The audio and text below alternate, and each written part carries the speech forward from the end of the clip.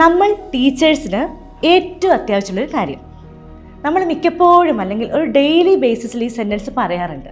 ഉദാഹരണത്തിന് നിങ്ങൾക്ക് ആയിഷ എന്ന് പറയുന്നൊരു സ്റ്റുഡൻ്റ് ഉണ്ട്. ആയിഷ മാത്സിന് മിടുക്കിയാണ്. ഇതെങ്ങനെ നമുക്ക് പറയാൻ പറ്റും? Ayisha is good in maths. നമ്മൾ മിക്കപ്പോഴും പറയണ ഈ സെൻറ്റൻസ് വളരെ തെറ്റാണ്. നമ്മൾ പറയേണ്ടത് Ayisha is good at maths എന്നാണ് പറയാം. Okay, good at maths. ഇനിയിപ്പോൾ വേറൊരു സ്റ്റുഡൻസ് അക്കാഡമിക്സിലെല്ലാം ഭയങ്കര മിടുക്കനാണെങ്കിൽ he is good at academics. ഒരു കാര്യത്തിൽ കഴിവുണ്ട് എന്ന് പറയാൻ വേണ്ടി നമുക്ക് ഗുഡ് അറ്റ് യൂസ് ചെയ്യാം. ഇനി വേറൊരു സിറ്റുവേഷൻ, അതായത് ഒരു സ്റ്റുഡൻറ്റ് വളരെ മോശമായിട്ട് പഠിക്കുന്നൊരു കാര്യം, മാത്സിലും ഭയങ്കര മോശമായിട്ടാണ് ചെയ്യുന്നതെന്ന് വിചാരിച്ചു. നമ്മളെങ്ങനെ പറയും? ബാഡ് അറ്റ് പറയാം. X is bad at maths. X എന്നുള്ള പേര് നിങ്ങൾ ഫില്ല് ചെയ്തോളൂ കേട്ടോ. അപ്പോൾ ഇതൊരിക്കലും നമ്മൾ അക്കാഡമിക്സിൽ യൂസ് ചെയ്യാൻ പാടില്ല, അല്ലെങ്കിൽ നമ്മൾ സ്കൂളിൽ യൂസ് ചെയ്യാൻ പാടില്ല, പേരൻസിനോട് യൂസ് ചെയ്യാൻ പാടില്ല.